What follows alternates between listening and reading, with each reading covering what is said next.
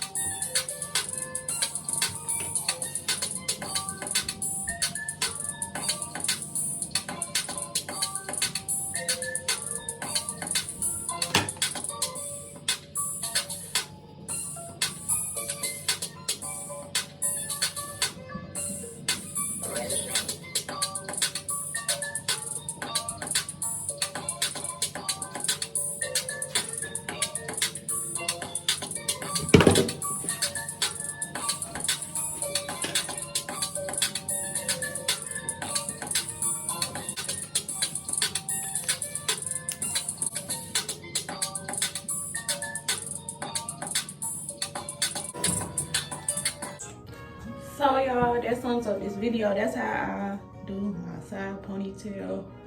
Real quick, easy, simple style. If y'all want to see me do anything else, just put it in the comment section. Don't forget to like, subscribe, share this video, y'all. Do all that again. This is my